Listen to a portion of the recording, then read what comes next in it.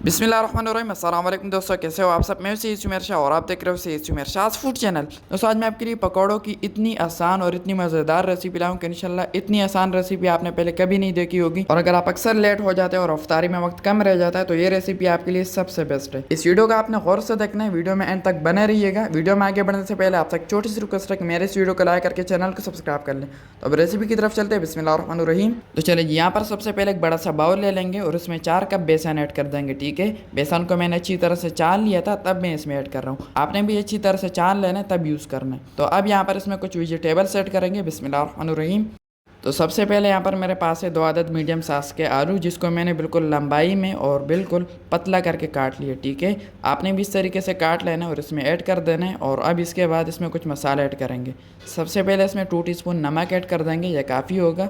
और अब इसमें जो है 1 टीस्पून खुश्क धनिया पाउडर ऐड कर देंगे और 1 टीस्पून इसमें साबुत ज़ीरा ऐड कर देंगे, पाउडर ऐड नहीं करेंगे। ठीक है, और उसके बाद 3 टीस्पून में इसमें मिक्स पाउडर मसाला ऐड कर रहा हूँ, जो नॉर्मली हम घरों में यूज़ करते हैं। और अब यहाँ पर मेरे पास से पकौड़ों का मसाला, जो आजकल इजीली मसालों की दुकान में मिल जाती है। रमज़ान मुबारक का महीना चल रहा है तो आजकल ये मसालों की दुकान में इजीली अवेलेबल होती है। उन्होंने पहले से तैयार करके रखी होती है। आपने जस्ट उनको जाकर कहना है कि मुझे पकौड़ों का मसाला चाहिए, वो आपको इस तरीके से बना कर दे देंगे। ठीक है, तो ये इसमें 1 टीस्पून ऐड कर देंगे, ज़्यादा ऐड नहीं करेंगे।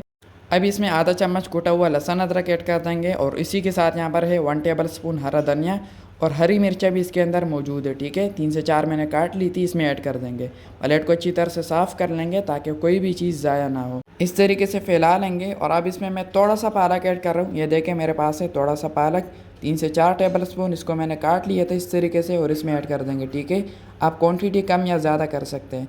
तो चलिए जी, अब यहाँ पर थोड़ी सी इसकी मिक्सिंग करेंगे ताकि मसाले और वेजिटेबल्स अच्छी तरह से बेसन के अंदर मिक्स हो जाए। इसके बाद पानी ऐड करना है। तो चलिए जी, ये हो गया। अब यहाँ पर आपने इसमें पानी डालना शुरू कर देना है और एकदम से आपने ज़्यादा पानी नहीं डालना। ठीक है, थोड़ा थोड़ा पानी डालना है।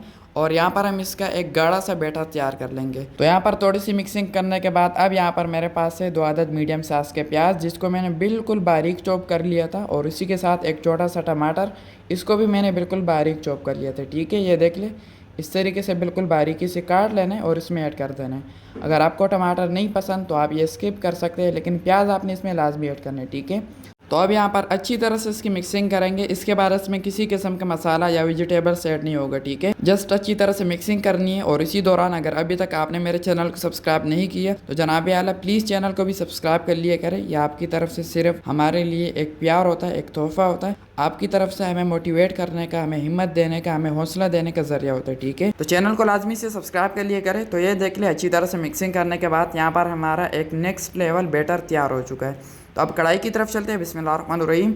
अच्छा, यहाँ पर मैंने ऑयल को बिल्कुल मीडियम फ्लेम पर गर्म होने के लिए छोड़ दिया था। यहाँ पर आपने हाई फ्लेम यूज़ नहीं करना। ठीक है, इन केस अगर यहाँ पर आपने हाई फ्लेम किया तो आपके पकौड़े डायरेक्ट जल जाएंगे, अंदर से कच्चे रह जाएंगे और फिर उसका टेस्ट सही से नहीं आ पाएगा। ठीक है, तो यहाँ पर आपने याद रखना है मीडियम फ्लेम पर आपने इसकी पकाई करनी है। अच्छा, पकौड़े डालने के बाद आपने इसमें डायरेक्ट चम्मच नहीं चलाना। ठीक है, पहले 2 से 3 मिनट इसको पकने के लिए छोड़ दें।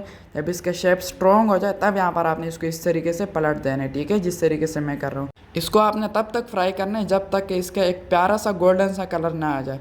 तो ये देख लें, यहाँ पर हमारे सभी पकौड़े अल्हम्दुलिल्लाह बिल्कुल तैयार है। अब यहाँ पर आपने एक छन्नी की मदद से इसको इस तरीके से उठा लेना है। ऑयल वगैरह अच्छी तरह से इससे निकाल लेंगे। ऑयल इसके अंदर बिल्कुल नहीं होना चाहिए। या आप इसका कलर चेक करें, माशाल्लाह कितना खूबसूरत कलर आया हमारे पकौड़ों का।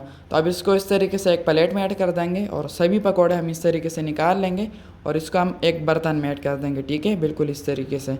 तो सभी पकौड़े आपने इस तरीके से तैयार कर लेने। ठीक है, तो अब इसके फाइनल लुक की तरफ चलते हैं। बिस्मिल्लाहिर्रहमानिर्रहीम। तो माशाल्लाह माशाल्लाह दोस्तों, यहाँ पर हमारी easy and quick pakora recipe बिल्कुल तैयार है। रमज़ान स्पेशल, इफ्तार स्पेशल पकौड़ा रेसिपी बिल्कुल तैयार है, बहुत ही आला, टेस्टी और डिलीशियस लुक के साथ। तो आपने भी एक बार इस तरीके से इफ्तारी में ज़रूर ट्राई करना है। इसकी खास बात यह है कि ये एक तो बहुत ही जल्दी बन जाती है ये रेसिपी, और दूसरी बात इसका टेस्ट बहुत ही नेक्स्ट लेवल का निकल के आता है। ठीक है, तो मेरा काम था इस वीडियो को आपके साथ शेयर करना और अब आपका काम है कि इस वीडियो को सबके साथ शेयर करें ताकि सबका फायदा हो। आपकी तरह सबको कुछ नया सीखने को, कुछ नया जानने को मिल सके। और मेरी इस मेहनत के लिए आपका एक छोटा सा लाइक और चैनल को सब्सक्राइब करना तो बनता है। तो अगर अभी तक नहीं किया तो चैनल को सब्सक्राइब कर ले। आप सबके लिए दिल से दुआ है कि अल्लाह ताला आपको सदा खुश और सलामत रखे। अल्लाह ताला आपको दोनों जहानों की खुशियाँ और कामयाबियाँ अता फरमाए। तो मिलते हैं किसी न्यू वीडियो में न्यू अमेजिंग रेसिपी के साथ। तब तक के लिए अपना बहुत सारा ख्याल रखिएगा, दुआ में जरूर याद रखिएगा। अल्लाह हाफिज़।